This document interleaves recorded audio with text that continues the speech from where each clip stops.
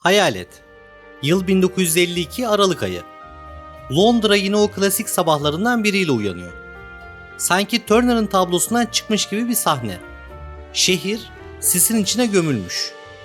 Sherlock Holmes'un ayak sesleri bile bu pusun içinde kaybolmuş gibi. Ama bu sefer bir şey var. Bir şey farklı. Çok farklı. Bu sis sadece görünüşü kapatmıyor. Bu sis boğuyor. Nefes aldığını sanıyorsun ama içine çektiğin şey artık hava değil. Şehrin kendi zehri. 5 gün boyunca Londra sanki üstü örtülmüş bir tabut gibi kalıyor. Sarı ile kahverengi arasında kalın, pis bir tabaka. Evleri, caddeleri, hayatı içine çekiyor. Ve o zehirli sis sessizce binlerce insanın ciğerlerine iniyor. Bu bir doğa olayı değil. Bu bir insan yapımı felaket. Yavaş, sessiz ve acımasız. Tetikçisi ihmalkarlık. Kurbanı koca bir şehir. Bugün sana sadece Londra'yı sarsan bir sisi anlatmayacağım. 12 binden fazla insanın son nefesini, bir metropolün nasıl hayalet şehre döndüğünü ve tüm dünyanın temiz hava tanımını baştan yazan o görünmez düşmanı anlatacağım. Bu Büyük Londra smogunun hikayesi. Yani tarihin en sinsi katillerinden birinin gerçek olaylara dayalı karanlık yüzü. Her büyük felaket aslında küçük hataların ya da daha kötüsü masum görünen tesadüflerin bir araya gelmesiyle başlar. 5 Aralık 1952 sabahı Londra tam da böyle bir sabaha uyandı. İlk işaret gökyüzündeydi. Yüksek basınçlı bir antisiklon sanki gökyüzüne görünmez bir cam tavan çekmişti. Rüzgar yoktu, hava kıpırtısızdı. Londra adeta nefes almıyordu. Atmosferin yukarısındaki sıcak hava, alttaki soğuk havayı yere kilitlemişti. Bilim buna sıcaklık inversiyonu diyor. Ama o gün bu olayın başka bir adı vardı. Tuzak. İkinci sebep insandı. Savaş sonrası İngiltere'sinde kaliteli kömür artık bir lükstü. En iyi kömürler döviz kazandırmak için yurt dışına satılıyordu. Londra'ya kalan ise ucuz, kirli, sülfür yüklü linyetti. Ve insanlar evlerini bu zehirle ısıtıyordu. Aynı anda binlerce bacadan çıkan o siyah, yoğun duman gökyüzüne yükselemedi. Çünkü gökyüzü mühürlenmişti. Duman çıkamadı ve aşağıda yavaş yavaş birikmeye başladı.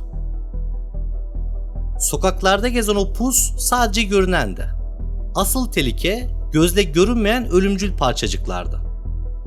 Saatler ilerledikçe o zehirli bulut kalınlaştı. Londra kendi dumanında boğulmaya başladı. Ve kimse farkında bile olmadan koca bir şehri yavaş yavaş bir gaz odasına çevirdiler. İlk gün sadece griydi. Londralılar alışkındı buna. Sis bu şehrin her sabahı gibiydi. Ama bu sefer alışkanlıklar insanları yanıltıyordu. Hem de ölümcül bir şekilde. Cumartesi sabahı bir şeyler değişmeye başladı. Sis artık bildiğimiz sis gibi görünmüyordu.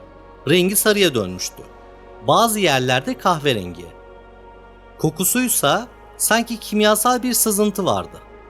Çürük yumurta gibi yakıcı, boğucu. O koku sülfür dioksitti ve bu daha başlangıçtı.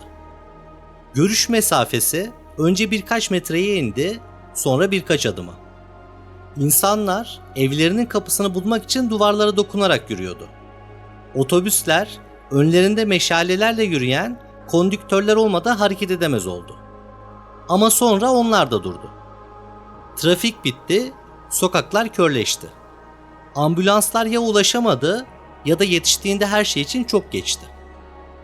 Asıl tehdit gözle görülür olan değildi. Tehlike havanın içindeydi. Görünmeyen duman parçacıkları sisle birleşti. Ve kimya devreye girdi. Havada mikroskobik sülfürik asit damlacıkları oluştu. Yani her nefes bir kimya deneyine dönüştü. Londralılar artık hava değil, asit soluyordu. Boğazda yanma, ciğerde bıçak gibi sızılar, bitmeyen öksürükler daha ilk günden başladı. Ve böylece şehrin üstüne görünmez bir duvar örüldü. Bu duvar beton değildi. Ama nefesi içeride tuttu ve dışarı çıkmak, hayatta kalmak demek değildi. Çünkü artık ölüm her yerdeydi. Görünmeyen, sessiz ve solunabilir. Pazar günü felaketin gerçek yüzü ortaya çıktı. Bu artık sadece bir hava durumu değildi. Bu, görünmeyen bir katilin Londra'nın ciğerlerine yürüyüşüydü. Hastaneler sedyelerle doldu taştı. Koridorlar bile yetmedi. Yaşlılar nefes alamıyordu. Çocuklar sanki boğuluyormuş gibi öksürüyordu. Ve zaten hastalıkla mücadele eden binlerce kişi daha fazla dayanamadı. Zatüre, bronşit, kalp yetmezliği. Sadece 3 günde ölüm oranı 10 kat arttı. Ama bu katil sadece insanlara saldırmıyordu. Hayvan pazarındaki canlılar açık ahırlarda tek tek yere yığıldı. Kuşlar gökyüzünden taş gibi düşüyordu. Londra topluca nefes almayı bırakmıştı. Yetkililer ne yapacağını bilmiyordu. Halksa çaresizdi. Kimse ne olduğunu anlayamıyordu. Bir savaş mıydı, kimyasal saldırı mı? Yoksa doğanın intikamı mıydı bu? Sinemalar gösterimleri iptal etti. Çünkü sis salonların içine kadar sızıyordu. Tiyatrolar sustu, operalar kapandı. Trafik tamamen durdu ve şehir kendini durdurdu. İnsanlar pencerelerini sıkıca kapatıp evlerine çekildi. Ama en büyük ironi buradaydı.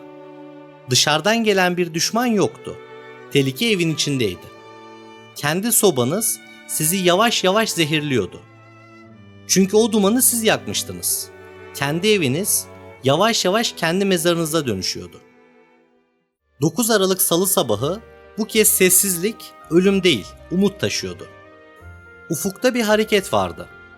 Batıdan esen serin bir rüzgar, sanki görünmez bir el gibi o zehirli kubbeyi Londra'nın üzerinden itmeye başladı. Sis dağılmaya başladı. Zehir yavaş yavaş çözülüyordu. Ve 5 günün sonunda gökyüzünde tekrar güneş göründü. Ama o ışık sadece karanlığı değil, bir felaketin çıplak yüzünü de ortaya çıkardı. Şehir derin bir nefes aldı. Ama bu nefes bir kurtuluş değil, bir yüzleşmeydi. İlk raporlar sadece o 5 günde 4000 insanın hayatını kaybettiğini söylüyordu. Ama bu sadece başlangıçtı. Sonraki haftalarda nefes alamayan, içten içe yanan binlerce insan daha hayatını kaybetti. Toplam sayı 12.000 can. On binlerce kalıcı hastalık ve milyonlarca korku dolu zihin. Çünkü katil ne silah taşıyordu ne de patlamayla gelmişti. Sadece nefesin içindeydi. Büyük Londra smogu bir doğa olayı değildi. Bu insanın kendi eliyle kurduğu bir tuzaktı. Gelişme dediğimiz şeyin kontrolsüz kaldığında nasıl bir felakete dönüşebileceğinin kanıtıydı. Ve bu sessiz felaketin sesi en sonunda parlamento duvarlarında yankılandı. Bir şehrin kendi nefesle nasıl boğulduğunu anlattık. Büyük Londra smogu sadece bir hava olayı değildi. Bu görünmeyen bir düşmandı.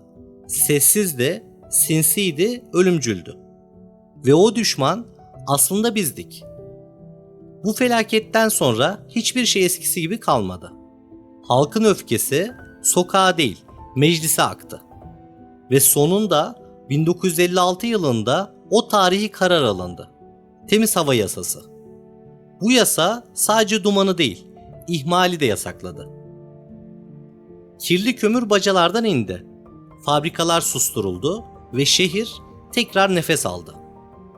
O yasa 12.000 canın ardından yazıldı. Ama milyonlarca hayatı kurtardı. Bu sadece Londra'nın değil, tüm dünyanın bir dönüm noktasıydı. O gün insanlık kendi yarattığı karanlığa bir sınır çizdi. Ve bize şunu hatırlattı.